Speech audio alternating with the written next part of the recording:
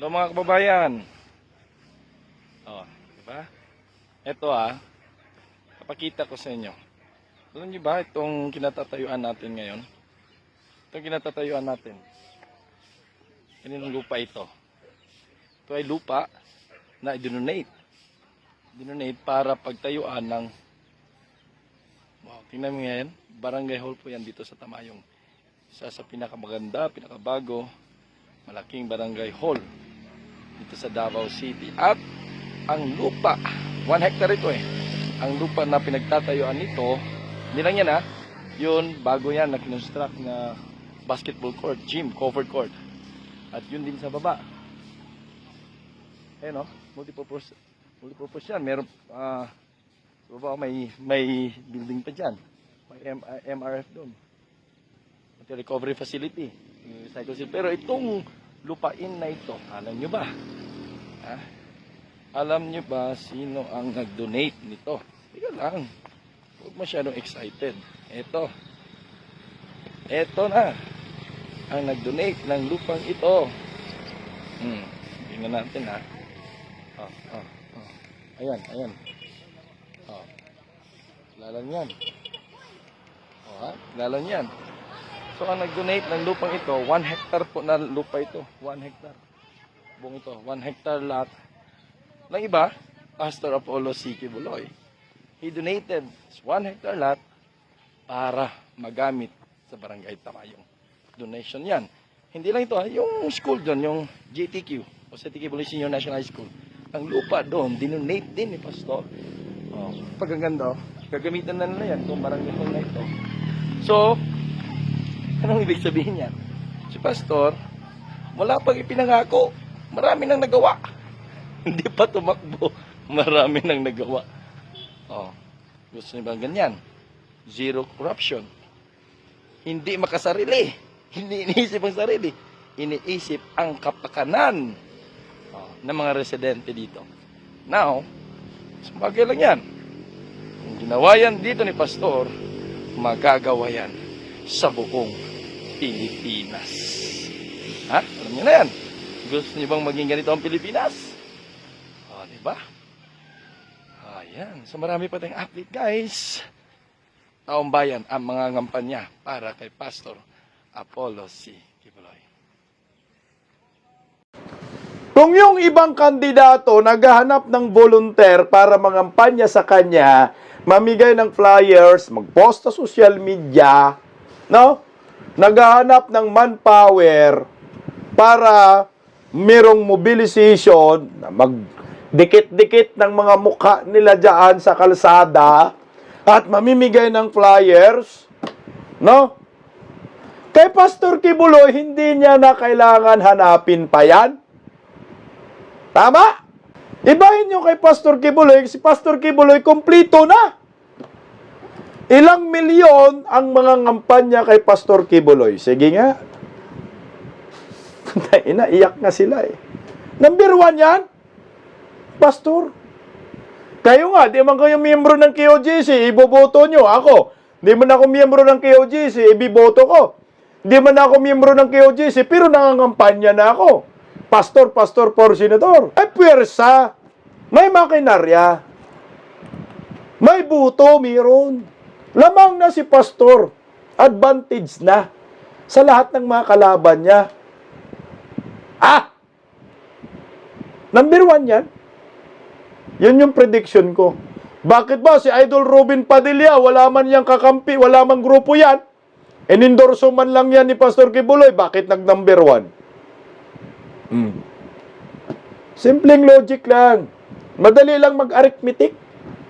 Di mo na kailangan na pahirapan yung sarili mo.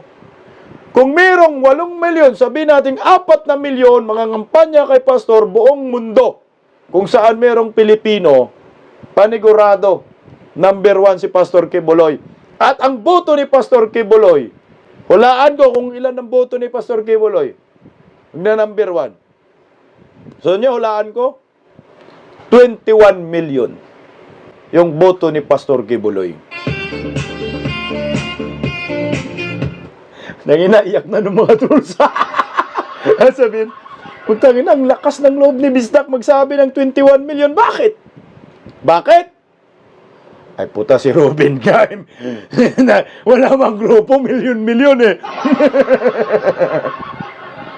Inasahan ko na yung existing, no? Existing na na nangyayari. Kaya panigurado, iyak yung mga trolls, mag-overtime sa akin sa ka-report.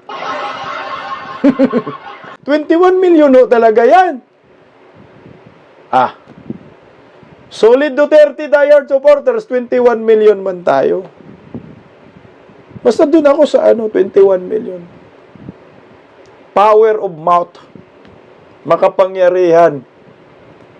Yung bibig natin, kung ano yung sinasabi mo, yun ang mangyayari. Tandaan nyo ngayon, 10-10-24. 10-10 ha, hindi. 10-10-10-10. October 10, 2024. Oras, alas 9:32 ng gabi sa Pilipinas. Sinabi ko, mag-21 million ang boto ni Pastor Kibuloy. Kaya mga taga-QGC, mag-times 100 po kayo ang effort po ninyo. Sa pangangampanya, sasamahan namin kayo. I-hit natin yung 21 million. Ano? Mga Ensaymada, mga Ngagba supporters, iyak na kayo? Mangyayari yan! Bakit? Si Vice President Inday Sara Duterte, sa yung pinagkakatiwalaan sa lahat ng mga leader sa ating bansa. 60 sa Visayas, 75% trust and approval rating. Sa Mindanao, 90 to 95 trust and approval rating. Si Vice President Inday Sara Duterte. Tandaan nyo, ng kapanahonan ng QGC Siege, ay nandun si Inday Sara. Tama? Panigurado, itataas ni Inday yan. Sobra pa ang pagtaas yan. At ito pa sa mga trolls. Makinig kayo. Bakit ba mananalo si Pastor Kibuloy magna-number 1? Unang-una, pagdating sa publicity, nauna na si Pastor sa inyo? Nauna na si Pastor sa inyo? Sa mga manok ninyo, ni Bangag, mga manok ni Bangag, nauna na si Pastor. Diba? Di niyo alam? Prinumot niya ng Bangag admin si Pastor sa maraming Pilipino. Kilalang kilala na si Pastor sa maraming Pilipino. Bakit na-promote si Pastor? Gago, binubuli ninyo sa Senado Binubuli ninyo sa Kongreso. Ang laman ng balita, puro Pastor Apollo si Kibuloy. At inatakpan ninyo yung QGC. Nagbukay pa si Tory. Buong mundo, ang laman ng balita, Pastor Apollo si Kibuloy na libre ng publicity. Bad publicity or good publicity is still publicity. Narehistro sa utak ng maraming Pilipino ang pangalang Pastor Apollo si Kibuloy. Ibig sabihin, nakatatak na, matagal na yung pangalang Pastor Apollo si Kibuloy. Libre publicity ni Virus, ni Bangag, publicity ni Abalos, ganon. Publicity sa Kongreso. Yan mo, pabor yan. Alam nyo ho kasi, kahit negatibo po yan, at positibong publicity, publicity pa rin yan. Lalo na ngayon. Gulat kayo, no?